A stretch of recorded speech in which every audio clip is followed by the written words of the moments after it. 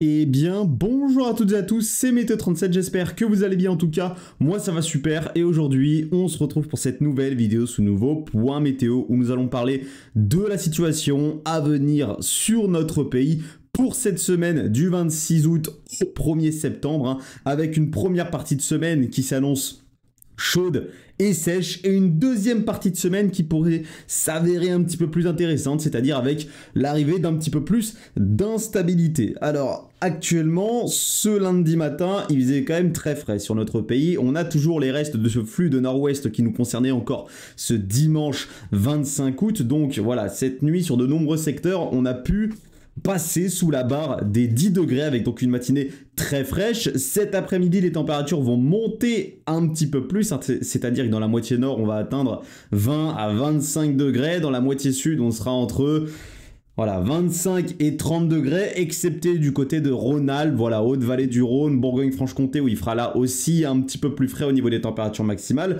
Donc, finalement, pour cette journée du 26 août, au niveau de l'indicateur thermique national, on sera toujours en dessous des normes de saison. Par contre, le temps sera très sec et très ensoleillé durant cette journée du 26 août. Pourquoi? Parce qu'on a cette énorme dorsale anticyclonique qui s'étend ici depuis les Açores jusqu'à l'ouest de la Russie. Et c'est cette dorsale anticyclonique d'ailleurs qui va permettre le développement tout simplement d'un gigantesque anticyclone du côté de l'Europe de l'Est notamment, et ici à 1025 hectopascales entre Europe de l'Est et ouest de la Russie. Donc cet anticyclone, il va apporter évidemment sur l'ensemble de l'Europe un temps chaud et un temps plutôt ensoleillé finalement. Sur l'Europe, on va avoir que très peu de précipitations et de perturbations durant cette semaine, grâce à l'installation de cet anticyclone. Là où il va falloir aller pour trouver un petit peu plus d'instabilité et voilà, d'orage et de précipitations, c'est du côté de la Méditerranée, notamment ici des Balkans, avec des basses pressions qui pourraient venir s'isoler avec cette énorme goutte froide entre les Balkans et la Méditerranée, qui pourrait donc entre le sud de l'Italie et les Balkans apporter des orages qui pourraient parfois être violents sur ces secteurs. Alors évidemment, nous, c'est pas ce qui nous intéresse, on est français, on est en France, nous, ce qui nous intéresse, c'est ce qui va se passer sur notre pays. Donc, ce qu'il faut savoir, c'est que ces prochains jours, eh bien, le temps va devenir de plus en plus chaud, puisqu'on va se retrouver, vous voyez, sur le flanc ouest, tout simplement, de l'anticyclone. Donc, dans le flanc ouest de cet anticyclone, c'est un flux qui va s'orienter de plus en plus au sud. Donc, c'est une masse d'air chaude qui va remonter depuis l'Afrique du Nord et qui va venir nous concerner. Déjà, durant cette journée de mardi, ça va commencer à bien grimper, c'est-à-dire des températures comprises entre 25 et 30 degrés du côté de la moitié nord du pays, et des températures comprises entre 25 et 32 degrés du côté de la moitié sud. Alors évidemment, pour la moitié nord, plus vous irez vers le sud des Pays de la Loire et de la région centre, plus il fera chaud, et dans la moitié sud, plus vous irez vers l'extrême sud-ouest, les Landes, la Gironde, et plus vous irez vers la basse vallée du Rhône et la région PACA, plus il fera chaud, avec des températures donc qui pourraient atteindre les 32-33 degrés sur ces secteurs. Idem donc pour l'après-midi de mercredi, qui sera une après-midi encore une fois chaude sur notre pays. On aura très peu de mal à passer au-dessus des 25 degrés durant cette journée de mercredi. On attend des pointes jusqu'à 30, 31, 32 degrés en allant vers le centre-est, le nord-est du pays, en allant vers la base, vers la vallée du Rhône, pardon, tout simplement. Donc il va faire bien chaud durant cette journée de mercredi, excepté encore une fois sur quelques secteurs ici du nord-ouest qui seront toujours sous l'influence du flux océanique, juste ici, donc des températures qui là encore auront un petit peu plus de mal à grimper entre la basse Normandie et la Bretagne. Sur ces secteurs, les températures pourraient ne pas atteindre les 25 degrés et rester donc en dessous de cette valeur. Donc encore une fois, il fera frais du côté de ces secteurs-là du nord-ouest de notre pays. À partir de la fin d'après-midi de mercredi, nuit de mercredi à jeudi, on va surveiller le rapprochement de ce petit Talweg ici, qui va pouvoir venir instabiliser la masse d'air dans un premier temps du côté du sud-ouest du pays. Et sur ça, la plupart des modèles sont quand même actuellement en accord. UCMO, CEP, GFS, GEM, Icon, non, WRF lui par contre n'est pas en accord, mais il est solo. En tout cas sur tous ces modèles à maille large actuellement, nous avons un accord sur un risque orageux dans le sud-ouest entre, voilà, comme je vous l'ai dit, fin d'après-midi de mercredi, soirée de mercredi et nuit de mercredi à jeudi. C'est dans cette tranche-là hein, que ces orages, en tout cas, pourraient se développer sur ces secteurs.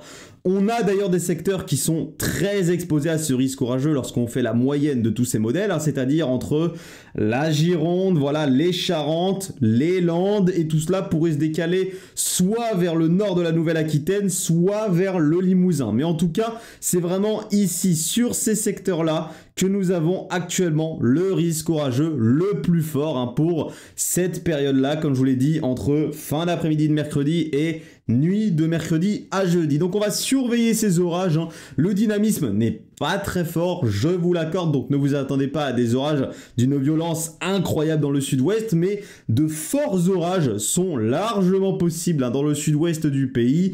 On sera dans une synoptique à conflit de masse d'air, alors un conflit de masse d'air qui ne sera pas exceptionnel, je vous l'accorde, mais grâce au rapprochement quand même de ce Talweg, hein, nous allons avoir un conflit de masse d'air qui va se mettre en place, donc dans un premier temps qui va permettre le développement de ces orages. En plus de ça, l'atmosphère sera évidemment gorgée de chaleur et d'humidité, hein, donc finalement les paramètres seront quand même favorables au développement d'orages avec évidemment la mise en place d'instabilité sur ces secteurs. Donc prudence, hein, on va surveiller les tout premiers développements orageux à venir dans un premier temps donc dans le sud-ouest du pays pour cette période-là.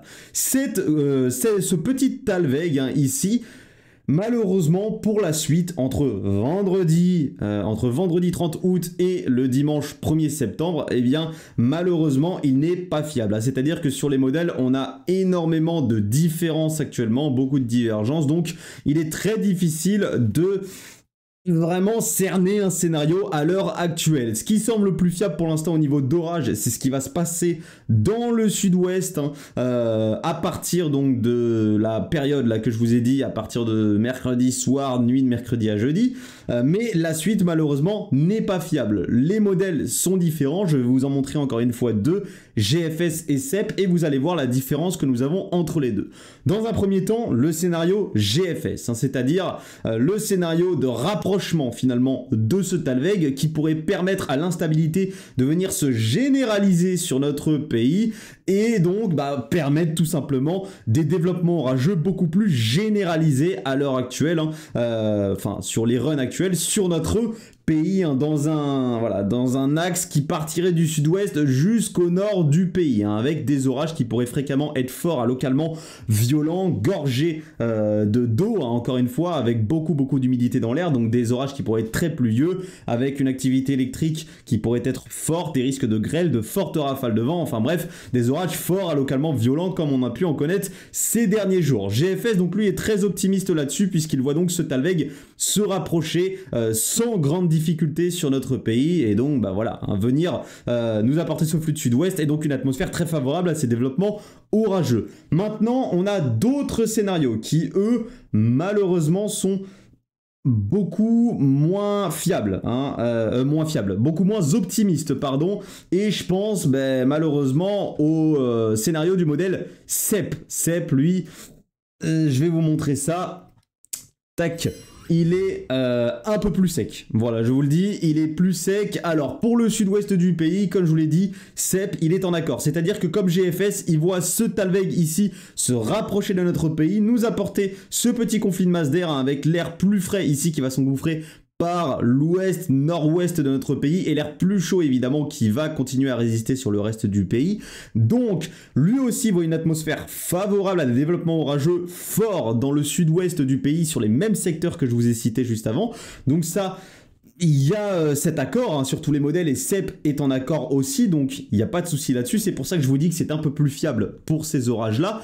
Mais par contre, pour la suite, regardez ce qu'il voit. Lui, il voit malheureusement la goutte froide venir s'isoler ici au sud-ouest de la péninsule ibérique. Il voit un anticyclone ici, des très hautes pressions venir s'imposer sur l'Europe de l'Ouest et donc malheureusement nous apporter une atmosphère beaucoup trop sèche pour le développement d'orages. Donc malheureusement Cep, c'est tout le contraire de GFS, c'est-à-dire que lui il ne voit pas ces basses pressions et ces gouttes froides venir s'isoler ici du côté du nord-ouest du pays et ces Talveg venir tout simplement nous apporter des conditions favorables à des développements orageux. Non, lui il voit vraiment l'installation de ces haute pression tout simplement et tout simplement d'une atmosphère très sèche, non favorable à des développements orageux. Et c'est ça malheureusement les incertitudes que nous avons actuellement sur les modèles. Hein. C'est cet anticyclone là, cet anticyclone juste ici à 1025 hectopascales, on ne sait pas ce qu'il va faire. Est-ce qu'il va être très au nord et permettre quand même au Talveg de pouvoir suffisamment nous influencer pour nous apporter des orages, ou est-ce qu'il va vraiment venir s'étaler ici du côté de l'Europe de l'Ouest et nous apporter des conditions trop sèches pour le développement d'orages sur notre pays? Tout cela est donc à affiner dans ces prochains jours et je vous referai évidemment un point météo pour vous parler de tout ça et de vous affiner la situation à venir pour la deuxième partie de cette semaine. Donc pour l'instant, ce qui est fiable, c'est les orages à venir, enfin ce qui est fiable, ce qui semble quand même se confirmer, c'est les orages à venir dans le sud-ouest à partir de la fin d'après-midi, soirée de mercredi et nuit de mercredi à jeudi. Et évidemment, on va affiner tout ça dans le prochain point météo que je vous sortirai certainement mercredi, hein, enfin non, soit mardi, soit mercredi, en sachant que cette semaine je ne travaille pas, j'aurai le temps en tout cas de vous le faire, hein, que ce soit le matin ou l'après-midi, j'aurai du temps pour vous le faire. Donc ce sera soit demain, soit mercredi, mais en tout cas il sortira voilà, dans cette tranche-là. Et donc je vous en reparlerai, voilà, comme je vous l'ai dit, de ces orages. Je vous affinerai la situation donc, à venir au niveau de leur intensité. Et je vous reparlerai de la situation à venir pour la deuxième partie de semaine. Sera-t-elle sèche? Sera-t-elle bien humide avec des développements orageux fréquents sur notre pays? On en reparlera. Actuellement, je vous le dis, actuellement, il y a un scénario qui ressort quand même sur les modèles actuellement, c'est le scénario d'orage isolé, hein, donc qui ne serait pas en accord avec le modèle GFS, avec des orages isolés qui pourraient se développer, comme dans le sud-ouest, comme nous allons avoir voilà, dans le sud-ouest durant la fin d'après-midi de mercredi et nuit de mercredi à jeudi. C'est plutôt ces scénarios-là qui ressortent avec quelques orages qui pourraient se développer, mais pas de grosses dégradations généralisées avec un Talveg hein, qui viendrait vraiment se rapprocher, nous apporter une atmosphère très instable en flux de sud-ouest dynamique, hein, comme GFS le voit. Non, malheureusement, ça c'est pas le scénario privilégié actuellement par les modèles. C'est vraiment celui de quelques développements orageux isolés, hein, mais d'un temps qui resterait globalement sec sur notre pays. Voilà. Donc, j'aimerais vous parler aussi de ce qui se passe actuellement, hein, c'est-à-dire l'énorme remontée des ceintures subtropicales. Hein. On voit très bien toutes ces hautes pressions et ces hauts jeux potentiels qui vont monter, fortement monter ces prochains jours. Alors, on a plusieurs paramètres atmosphériques qui actuellement se mettent en place un petit peu partout dans le monde et qui expliquent pourquoi les hauts géopotentiels remontent aussi fortement entre cette fin août et ce début septembre. Les paramètres sont les suivants, la MJO, hein, la MJO, alors je vous en parlais surtout en hiver, hein, mais la MJO a aussi des effets en été, qui passent en phase 4, début de phase 5, qui sont des phases propices, à malheureusement la remontée de forts géopotentiels hein, sur notre pays et la mise en place de conditions très anticycloniques du côté de l'Europe. Et on a aussi les moussons tropicales. Les moussons tropicales africaines sont cette année plus au nord que la norme, hein. C'est-à-dire que là, la mousson tropicale, elle remonte quasiment, en tout cas au niveau des limites, elle remonte quasiment jusqu'au sud du désert du Sahara.